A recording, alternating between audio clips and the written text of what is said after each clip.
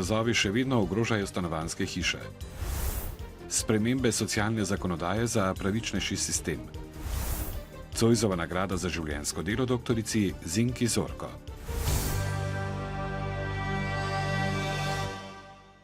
Pozdravljeni. Včerajšnje obilno deževje je po udravju povzročilo precej nevšečnosti. Voda je zalila nekaj kleti, sprožilo pa se je tudi več plazov. Najhuje je v občinah Majšperk in Poljčane, kjer plazovi ogrožajo 2 stanovanjski hiši. Gasilci so sinoči zavarovali plazišče, zdaj pa bo potrebna temeljitejša sanacija. Stanovalci predvsem upajo na pomoč občin, a tudi tam denarja primanjkuje. Ivanka Košič od sobote ni zatisnila očesa, le nemočno je opazovala, kako je slab meter pred njeno hišo zemljo odneslo v dolino. Jaz si to nikakor ne morem privoščiti, jaz sem upokojena, veste, da penzije so zelo male, še 500 evrov nimam, kako naj to saniram, nikakor ne morem. V sredo bodo škodo in vrednost sanacije ocenili pristojni strokovnjaki, tretjino je pripravljena prispevati občina. Črpanje je pa odvisno od tega, koliko se ljudje potem sami odločijo, da bodo določen plaz sanirali. Namreč tudi v tem primeru, kot ste ga videli, je jasno, da bodo lastniki zemljišč morali neke stvari sami financirati. Plaz pa je okoli 11. ure zvečer ogrozil tudi stanovanjsko hišo v Majšperku. V tem trenutku drugo ni skoraj bilo možno narediti kot odvodnjavanje, da bi se zadeva pač nekako s tem preprečila nadaljnje širjenje. Je pa seveda ogrožena stanovanjska hiša. Tukaj še nikoli ni plazilo, pove lastnik, ki na domačiji biva že več kot 40 let. Vsakega normalnega človeka je strah. To pa absolutno, ne, če živiš nekaj. Smo dežurali, ne, celo noč ni bilo spaja, ne, pač pa mirili tudi, oziroma premik, da se je miril z gasilci, pa tudi sam. Gasilci so imeli veliko dela tudi s poplavljenimi cestami, na zapore smo naleteli tudi danes. Ker je leto pri koncu, nekako nekih večjih rezerv ni več, na srečo pa nas čaka novo leto, v katerem bo spet nekaj sredstev rezerviranih tudi za neurja in iz tega področja bomo prav gotovo za te nujne zadeve namenili potrebna sredstva. Neurje pa ni prizaneslo niti občini Makole. V naselju Pečke je narasla voda odnesla jez ribnika in zalila hišo, iz katere so rešili domačina. Pretekle dni pa je na vrhu Pohorja obilno snežilo in na Arehu že s polno močjo delajo tudi snežni topovi. V športnem centru Pohorje pričakujejo, da bi se lahko prvi smučarji po belih strminah spustili že čez dober teden. A za smučanje v dolino bo treba počakati še na nižje temperature, predvsem pa v prisilni poravnavi za plenjeno opremo za zasneževanje, ki naj bi jo dobili do konca tedna. Takšna zimska idila po močnem sneženju konec tedna vlada na Arehu, kjer z vsemi razpoložljivimi snežnimi topovi dodatno zasnežujejo smučišča. Potem, ko je prejšnji teden v lastniško strukturo športnega centra Pohorje vstopila NLB, ki jim je v prisilni poravnavi zaplenila del snežnih topov, bodo v primernih pogojih začeli zasneževati tudi proge v dolino. Prepričan sem, da bomo že ob koncu tega tedna imeli vse opremo nazaj in da bomo tudi seveda čakali na ta del. To je del zasneževanja tudi na Mariborskem Pohorju. Uspešno se izteka tudi podaljšana predprodaja smučarskih vozovnic, s katero bodo zagotovili potreben denar za zagonske stroške. Beležimo v primerjavi z lanskim letom nekako dvig tam več kot 20%. Na Mariborskem Pohorju se veliko obetajo tudi od vse večjega števila ruskih turistov, ki po prihodu ruskega lastnika v največjo mariborsko hotelirsko družbo vse pogosteje prihajajo v ta del Slovenije. Potrebuje en takšen trg, ki bi napolnil predvsem smučišča med tednom, ker sami dobro vemo, da smučišča ob koncu tedna ni tako težko napolniti ob dobrih snežnih pogojih. Prihajajoča zimska sezona bo sicer težka okoli 5 milijonov evrov, velike obete pa imajo tudi z jubilejno 50. zlato lisico, za katero želijo, da bi dober glas o mariborskih smučinah razširila še bolj kot pretekla leta. Danes je Mednarodni dan boja proti nasilju nad ženskami. Osrednjeslovenska prireditev poteka v ljubljanskem parku Zvezda, kjer so nevladne organizacije, ki se borijo proti nasilju nad ženskami, podprle ratifikacijo konvencije Sveta Evrope proti nasilju nad ženskami in v družini. V Sloveniji je sicer 16 varnih hiš in 3 krizni centri za žrtve nasilja, ki so dosegljivi 24 ur dnevno. Na Mariborskem centru za socialno delo opažajo, da je odkritega in prijavljenega nasilja nad ženskami vedno več in v vse hujših oblikah. Seveda je. to posledica vedno večje osveščenosti žrtev nasilja, da spregovorijo o tem, kar se jim dogaja na eni strani. Na drugi strani pa postajamo vendarle kot družba bolj občutljivi. Ne glede na to, ali gre za lažje ali težje fizično, psihično in spolno nasilje, za zanemarjanje, povečuje se tudi ekonomsko nasilje, se večina po pomoč obrne šele, ko je preplet različnih vrst nasilja za žrtev skoraj usoden. Je tega nasilja skozi leto dejansko okrog 170 do 180 primerov prijavljenega samo skozi delo regijske interventne službe. To pomeni v tistem času, ko centri ne delajo. Tiste žrtve, ki se pa direktno obračajo same na center, brez posredovanja policije, jih je pa seveda še nekaj več. Če gre samo za grožnje, ni več policija tista, ki je pristojna za obravnavo tega primera, ampak se začne zadeva, torej pregon na zasebno tožbo na sodišču. Vkolikor pa gre za elemente nasilja, pa policija ukrepa. Za milejše prekrške izdajo plačilni nalog ali prepoved približevanja žrtvi ali njenemu domu, hujši pa se obravnavajo kot kaznivo dejanje. Običajno so vzroki za nasilje v družini prepleteni. Analiza 12 letošnjih umorov in ubojev ter poskusov leteh na mariborskem območju pa je pokazala, da sta bila v 8 primerih odločilna alkohol in ljubosumje. Državni zbor je prejšnji teden potrdil noveli zakonov o uveljavljanju pravic iz javnih sredstev in zakona o socialno-varstvenih prejemkih. Spremembe prinašajo nekaj pomembnih novosti in naj bi zagotavljale večjo socialno pravičnost. Štipendije za mladoletne bodo denimo začele veljati z novim letom, druge novosti pa s 1. septembrom prihodnje leto. Spremembe naj bi poenostavile postopke pri uveljavljanju pravic, kar bi razbremenilo tako upravičence kot zaposlene na centrih za socialno delo. Hkrati naj bi bila zakonodaja pravičnejša, saj naj bi se upošteval realnejši gmotni položaj vlagateljev kot doslej. V 2 letih trajanja nove socialne zakonodaje so se pokazale številne, bom rekla, nepravilnosti oziroma težave pri izvajanju zakonodaje, tako da so upoštevali pripombe strokovnih delavcev centrov za socialno delo, pripombe upravičencev. Že s 1. januarjem bo treba na novo izračunati višino otroškega dodatka, subvencije za vrtec in štipendije za mladoletne. Sedaj bodo mladoletni dijaki namreč imeli pravico do osnovne štipendije v polovičnem znesku in seveda zraven morebitne pripadajoče dodatke k štipendiji. Hkrati pa se jim bo znižal znesek otroškega dodatka, ki jim pripada. Novosti so pri pogrebninah in posmrtninah, ki bodo po novem socialni transfer. Prav tako dedičem ne bo treba vračati varstvenega dodatka in prejetih denarnih socialnih pomoči v celoti. Dediči prejemnikov, pravzaprav, zdaj če govorim najprej o varstvenem dodatku, bodo morali vrniti le 2/3 prejete pomoči.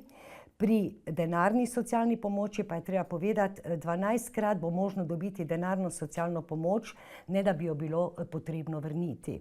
Že v tem tednu socialne delavce čakajo izobraževanje o spremembah, zaradi njih pa bo treba posodobiti tudi informacijski sistem. Na centrih za socialno delo, kjer že decembra pričakujejo več 10 000 novih vlog, upajo, da bo, v nasprotju s številnimi lanskimi zapleti, tokrat deloval brez večjih težav. V Mariboru pa še zmeraj vre zaradi načrtovanega odprtja romske restauracije. Župan Fištravec je namreč pred dnevi kljub nasprotovanju nekaterih krajanov snovalci projekta podpisal 3-letno pogodbo za najem prostorov v nekdanji piceriji na Taboru. Nevoljni prebivalci so se županom sestali v soboto na zboru krajanov, a skupnega jezika niso našli.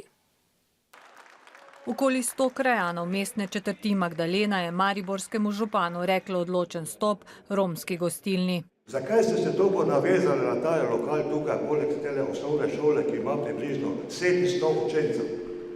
V radiusu te šole je 150 metrov, je 8, ne vem, če ni celo 9 lokalov. Menda bomo mi odločali, kako bomo živeli v tem okolju. A že na začetku je župan zbranim dal vedeti, da bi se današnjega zbora moralo udeležiti najmanj 5% volivcev z tega območja, da bi lahko njihove predloge obravnaval tudi mestni svet. To je projekt, ki ga izvaja društvo EPEKA ki je namenjen v veliki meri tudi za odpiranje novih delovnih mest.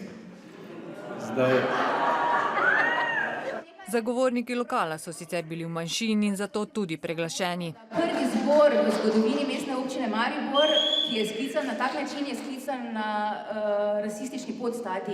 To lahko ugotovimo. Želimo biti gostoljubljeni, da se izkazujemo Romi in tudi delovni Romi. Če smo po socialam, govorijo Romi, da so socialne težave. Če pa mi imamo možnosti za zaposlitev, pa sami morate ugotoviti, kak so nasprotniki.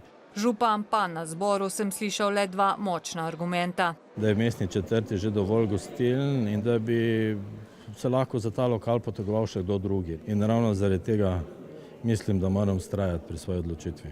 Predsednik društva Romo je tako prepričan, da se bo iz loncev v njihovi gostilni kadilo že v začetku naslednjega leta.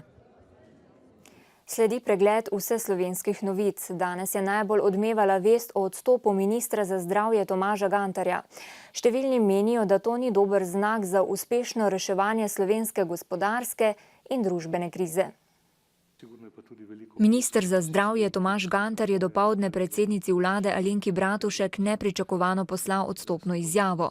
Kot razlog za svojo odločitev navaja nezmožnost izpeljati nujne spremembe zdravstvenega sistema, saj da ni rešitve, ki bi bila učinkovita in bi zadovoljila vse. Gantar meni, da ima zdravstveni minister v vladi absolutno premajhno politično moč. Pojasnil je tudi, da se po odstopu vrača v medicino. Odstop Gantarja pa po mnenju direktorja Združenja zdravstvenih zavodov Metoda Meska za sistem zdravstva ne pomeni nič dobrega. Se bodo zaradi tega zastale nujne reforme. Pride trenutek, ko ne vidiš izhoda. In jaz v tem trenutku sem ocenil, da reformne zakonodaje, kot že zakona o zdravstveni dejavnosti, da delam ne vem kaj, ne moram sprejeti na ta način. In zavedam se kritičnosti situacije in seveda očitkov, ki bi na vsezadnje upravičeno name tudi leteli, da ni narejeno, kar mora biti narejeno. In zato je pač v danem trenutku ni bilo veliko potrebno v zadnjih dneh, da sem se tako odločil. Potem, ko je minister za finance Uroš Čufer v petek predlog sprememb zakona o Slovenskem državnem holdingu usklajeval s socialnimi partnerji in se o njem pogovarjal z opozicijo, je predlog danes usklajeval tudi s koalicijo, a ne povsem uspešno. Nezadovoljni zaradi vprašanja upravljanja sredstev kapitalske družbe ostajajo v stranki Desus. V Socialnih demokratih, kjer imajo sicer še nekaj pripomb, in Državljanski listi, ki je danes dosegla javnost informacij državnih podjetij, pa bodo spremembe v četrtek očitno podprli.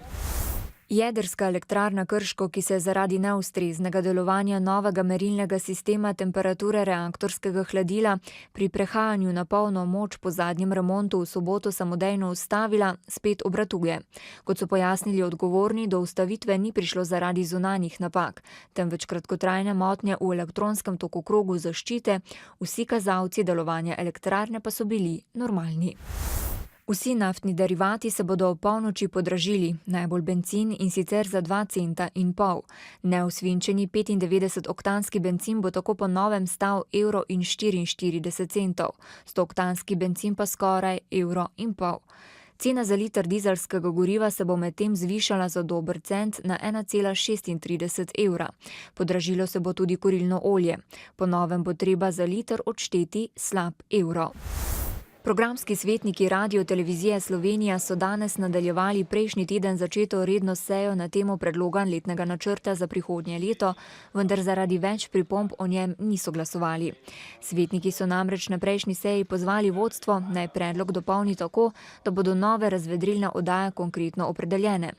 Programski svet pričakuje tudi dopolnitve z načrtom vodstva, da začne v prihodnjem letu izvajati optimizacijo dopisniške mreže na območjih, ki jih s svojimi sodelavci pokrivata tudi regionalna centra Maribor in Koper.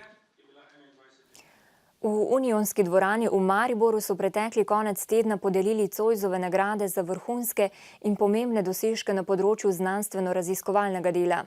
Najvišje priznanje za življenjsko delo je prejela akademikinja, zaslužna profesorica, doktorica Zinka Zorko. Akademikinja in zaslužna profesorica Zinka Zorko ima bogato dolgoletno zgodovino raziskovanja slovenskega jezika in narečij. Še posebej jo zanimajo koroške, štajerske in panonske narečne skupine. Odkrila je nove, pa tudi prehodne in vmesne govore, to stran in on stran državne meje. Njena bibliografija danes obsega kar 569 enot. Razmišljam o tem, da sem pravilno usmerila svojo življenjsko pot. Čeprav sem od začetka, vse mlada, želela biti zdravnica, slovenščino sem imela pa rada. Za slovenščino sem študirala tudi ruščino in seveda pri študiju slovenščine me je profesor Tine Logar tako navdušil za dialektologijo, da sem se pri njem tudi odločila za diplomsko delo in to diplomsko delo me je potem vodilo še naprej magisterij in doktorat. Zoisove nagrade za vrhunske dosežke na področju znanstveno-raziskovalnega dela so prejeli profesor dr. Janko Kos, profesorica dr. Dušanka Janežič in profesor dr. Miran Gaberšček. Ob tej priložnosti so raziskovalni skupini Kemijskega inštituta v Ljubljani podelili tudi Puhovo priznanje za poseben izum. Nagrado ambasador znanosti za pomembne dosežke v tujini pa je prejela profesorica dr. Tanja Dominko. Poglejmo še v svet kulture. Na drugi gimnaziji Maribor, kjer že 23 let deluje glasbeno gledališče English Student Theatre, so letos pripravili nov muzikal. Tokrat po klasičnem besedilu Shakespearjeve drame Romeo in Julija v režiji Matjaža Latina in asistenci Maje Pihler-Strmecki. V predstavi sodeluje več kot 50 gimnazijcev. Najbolj usodna, tragična, nesmrtna ljubezenska zgodba Romea in Julije, ki jo je Shakespeare napisal leta 1593, na odru English Student Theatre zaživi v sodobni preobleki. Besedilo v angleškem jeziku, čeprav močno skrajšano, ohranja znameniti Shakespearov vers. Besedilo smo na račun glasbe, ker to je musical, morali skrčiti na približno 1/3, ampak mislim, da smo to kar dobro uspeli potem kombinirati to besedilo še z glasbo, ki zauzema nekje polovico same predstave. Inovativnost predstave je izražena na dramaturški ravni z združevanjem starega in novega, večplastnimi in večštevilnimi obrazi Julije in Romea, kar je uspelo le zelo usklajeni gledališko-glasbeni ekipi. Klasika, musical, mladina v tujem jeziku, kar nekaj izzivov, ki so pa, se pravim, zelo nevarne zadeve, po drugi strani pa super izkušnja. Adrenalin je bil na koncu konkreten. Glede na občutek, glede na besedilo, glede na to, kar pripovedujejo, ker to je zelo pomembno, da se zgodba dejansko vije naprej in da se v glasbi ne obstoji, tako rekoč, da se pove pač tisti krasen Shakespeareov tekst in potem je glasba in potem se tekstovno nič ne zgodi. Res smo gledali, da pesem pelje ta tekst naprej.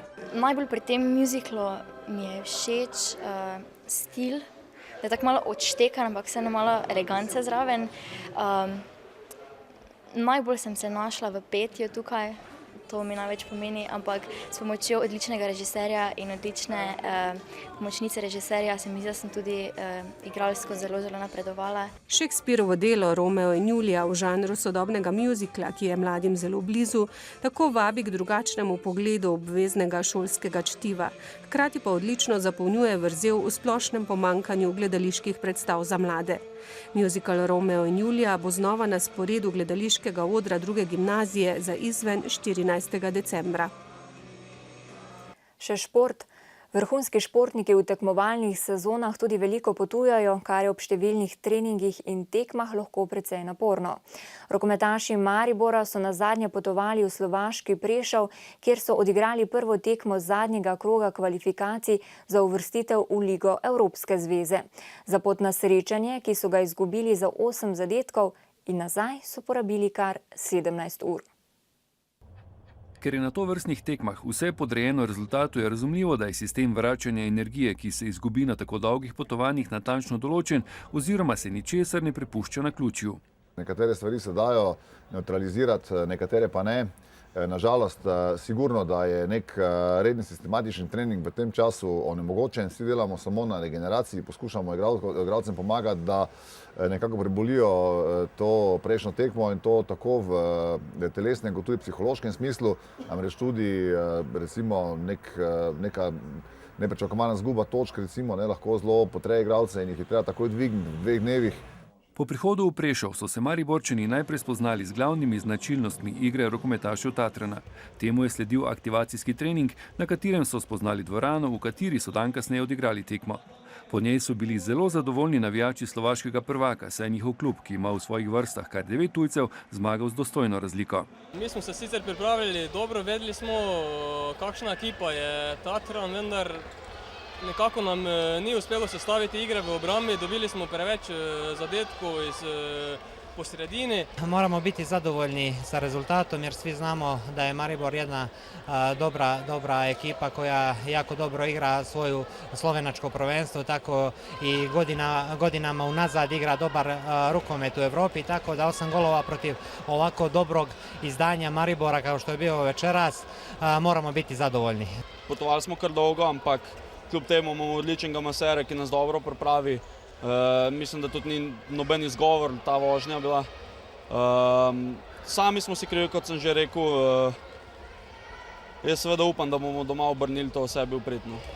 Če je bilo Mariborčanom na gostovanju v Prešovu težje tudi zaradi dejstva, ker so dan in pol pred odhodom odigrali še prvenstveno tekmo v Trebnjem in se vrnili domov z novimi poškodbami, jim bo na povratni, ki bo v nedeljo v mariborski dvorani Tabor, nekoliko lažje, saj jih predtem v sredo na domačem terenu čaka prvenstvena tekma z Ormožani.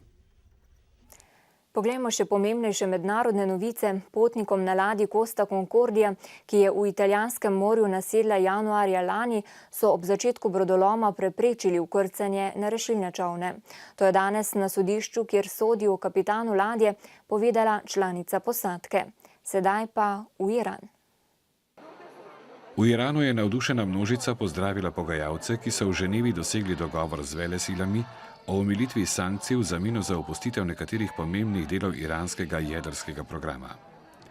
Iran bo tako lahko na mednarodnih trgih prišel do $7 milijard. V Kijevu se že drugi dan nadaljujejo protesti, na katerih prozahodno usmerjeni Ukrajinci protestirajo proti odločitvi vlade, da ustavi priprave na podpis pridružitvenega sporazuma z Evropsko unijo. Pred sedežem vlade v prestolnici je prišlo tudi do spopadov med protestniki in policijo, ki je uporabila solzivec. Indonezijske oblasti so razglasile najvišji rdeči alarm, potem ko je na otoku Sumatra ponoči kar 8-krat bruhal vulkan Sinabung. Dim in pepel se dvigata 5000 metrov visoko. Oblasti so včeraj razglasile najvišjo stopnjo nevarnosti, več kot 15 000 ljudi pa so preselili na varno. Ognjenik se je prebudil pred 3 leti in je eden od 130 delujočih ognjenikov v Indoneziji. Sikstinska kapela v Vatikanu, ki jo krasijo znamenite Michelangelove poslikave, bo prihodnje leto, 40 let po smrti umetnika, zažarela v novi svetlobi. Dosedanjo osvetlitev, zaradi katere je prostor dokaj temen, bo zamenjal nov sistem osvetlitve, LED luči, ki jih bodo izdelali v Nemčiji. Nove luči bodo v kapeli, v kateri dnevno naštejejo 20 000 obiskovalcev, prvič prižgali na obletnico umetnikove smrti 18. februarja prihodnje leto. Gostitelji naslednjega svetovnega prvenstva v nogometu Brazilci so predstavili dres, ki ga bodo reprezentanti nosili od 12. junija do 13. julija 2014. Gre za klasičen rumeni dres, ki ga je selektor Brazilije Luis Felipe Scolari na predstavitvi pospremil z besedami: "Manjka mu ena malenkost, 6. zvezdica, ki jo bomo dodali po koncu svetovnega prvenstva." Dres bodo igralci prvič preizkusili 5. marca 2014 na prijateljski tekmi proti Južnoafriški republiki v Johannesburgu. In kakšno bo vreme? Jutri čez dan se bo oblačnost od vzhoda širila nad osrednjo in proti večeru nad zahodno Slovenijo. Pihal bo okrepljen severni veter, na Primorskem pa zmerna do močna burja. V sredo dopoldne se bo od severa jasnilo, veter bo postopno oslabil. V četrtek bo pretežno jasno z mrzlim jutrom, popoldne se bo od severa postopno pooblačilo. Spoštovani, mi se znova vidimo ob 20. uri v večernih novicah, zatem pa vabljeni k ogledu oddaje Zdravstveni nasvet. Govorili bomo o krvodajalstvu in drugih dejavnostih Centra za transfuzijsko medicino Univerzitetnega kliničnega centra Maribor. Nasvidenje.